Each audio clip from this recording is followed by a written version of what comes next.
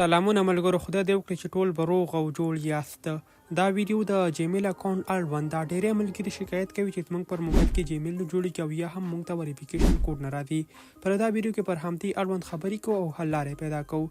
ګرانو ملګرو، تاسو لیدلی سئ زه پلی سټور یا هم اپ سټور ته راغلم پر خپل موبایل کې.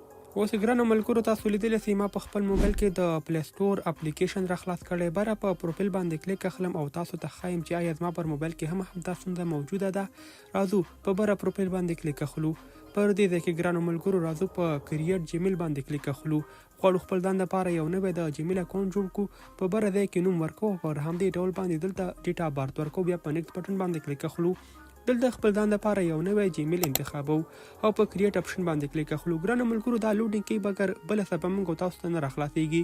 په دې ځای کې که چیرې موږ په وریفای اپشن باندې کلیک واخلو نو زموږ نمبر ته کوډ نه لیږل کیږي او یا هم دا وریفای کیږي نه. دا هغه ستونزه ده چې ډیرو ملګرو ته پیښه شوې ده. پر دا ویډیو کې پر همدې حل باندې خبره کوو چې څرنګه کولی سو حل لارې پیدا کړو.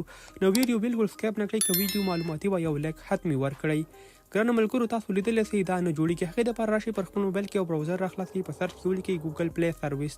تاسو به لومړی د خپل ګوګل پلی سروس په دغه ډول باندې اپډیټ کړئ. ګرانو ملګرو، کله چې دا اپډیټ سي دا لږ ذره وخت نیسي، انتظار به ورته وکړئ. تاسو لیدلی سئ دا اپډیټ شو. له دې نه وروسته پر همدې براوزر کې تاسو د مایکروسافټ براوزر را ډاونلوډ کړئ. ګرانو ملګرو، مایکروسافټ افیس براوزر پر همدې کې تاسو کولی سئ دغه براوزر ده. تاسو به لومړی خپل موبایل ته همدا ډاونلوډ کړئ، مایکروسافټ براوزر. زه د همدې اپلیکیشن لینک د ویډیو په ډسکرپشن کې ورکوم. په دغه ډول دوی صفحه ستاسو مخ ته راځي. کله چې تاسو همدا راخلاص کړئ دلته په دې بینګ باندې کلیک واخلئ. تاسو لیدلی سئ ګوګل. تاسو به راشئ ګوګل ته. ګرانو ملګرو، لومړی به همدا براوزر راخلاص کړئ. له هغې نه وروسته به په یاد براوزر کې همدې ګوګل ته راسئ. په دې ځای کې به ملګرو تاسو په کریټ اپشن باندې کلیک واخلئ. په نیکسټ بټن باندې کلیک واخلئ. په لومړی نوم ورکړئ او تخلص ورکړئ. په نیکسټ بټن باندې کلیک واخلئ. همدغه ډول باندې مخ ته ځو. ګرانو ملګرو، نوره طریقه خورا اسانه ده. بیا په نیکسټ بټن باندې کلیک واخلئ. پر دې ځای کې تاسو د خپل د سکرین لاک کوډ ورکړئ او بیا نیکسټ بټن باندې کلیک واخلئ. دلته د تاسو څخه د فون نمبر غوښتنه کیږي. که چیرې تاسو پر افغانستان کې اوسیږئ نو ګوګل ټیم یوازې افغان شمارې ته کوډ لیږي. که چیرې تاسو بل نمبر ورکړئ هغې ته کوډ نه لیږل کیږي. زه راځم خپل نمبر ورکوم او بیا په نیکسټ بټن باندې کلیک اخلو. همدې نمبر ته یو کوډ راغی. دا کوډ دلته لیکو تر څو وریفای شي. ګرانو ملګرو، تاسو لیدلی سئ دا کوډ ما ولیکه او بیا په نیکسټ بټن باندې کلیک اخلم.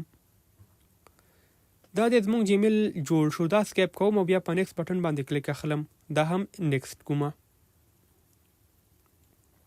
ګرانو ملګرو، په اګری اپشن باندې کلیک اخلو او په دې سره موږ وکولی شو چې خپل ځان لپاره د جیمل اکونټ جوړ کړو.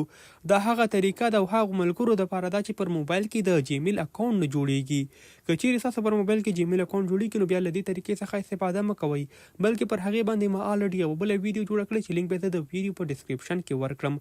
هغه وګورئ او د هغې اړوند مخ ته لاړ شئ ځکه دا طریقه یو څه مشکله ده. ګرانو ملګرو، زموږ دا ویډیو همدلته پای ته رسیږي. که چیرې کومه پوښتنه در سره وي په کامنټ برخه کې راته ولیکئ، ځواب انشاءالله ترلاسه کولی سئ. ملاویږو به پر بله راتلونکي ویډیو کې. تر بیا ښه وخت، ښې چارې، الله مو مل شه.